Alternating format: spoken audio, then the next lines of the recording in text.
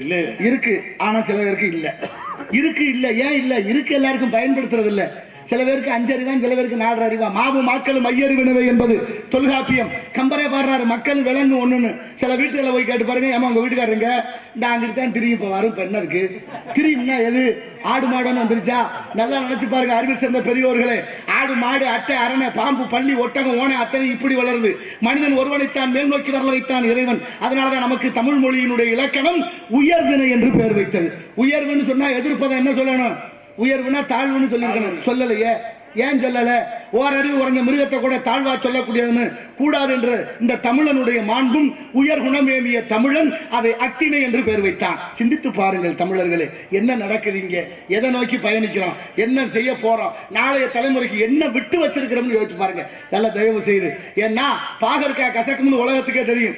பாகற்காய் கசக்கும். கசந்த காய்க்கு தமிழர்கள் பாகற்காய்னு பேர் வைத்தார்கள், கசக்கிற காய்னு பேர் வைக்கல. வெள்ளக்காரங்க அடிச்சு பார்க்கிறான், கசந்துச்சு. கசந்த காய்க்கு அப்படியே பேர் வைத்தான், பிட்டர் கார்டு ஆங்கிலத்தில் கசப்பு காய்னு. ஆனா தமிழர்கள் பாகற்காய்னு பேர் வைத்தார்கள். என்ன காரணம்? பாகுனா இனிப்பு, அற்றதுனா இல்ல, அது இனிக்காது கசக்கும்னு சொல்லாமல் சொல்லி வைத்த இந்த உயர்ந்த குணம் படைத்த சமூகம் இன்றிருக்கு நிலை என்ன? தமிழர்கள் ஆகிய நாம் வீரம் பேசுகிறோம், வரலாறு பேசுகிறோம், எங்களை விட ஆளே இல்லைன்னு பேசுறோம். ஆனா 100க்கு 200க்கு அடிமையாகி கோட்டருக்கும் கோழி பிரியாணிக்கு அடிமையாகிட்டோம். எப்படி அது நியாயமா? பண்பாடு இல்லை, கலை இல்லை, மொழி இல்லை, இலக்கியம் இல்லை, கலாச்சாரம் இல்லை. எங்க போய் சொல்ல நமக்கு என்னத்துக்கு பெரிய இடத்து போடலாம்? 1/2 மணி கோழி விட்டா அம்மிக்கல்ல உடைக்கும். அதனால என்ன செய்யணும்? 1.5 ரூபாய்க்கு பார்ப்போம்.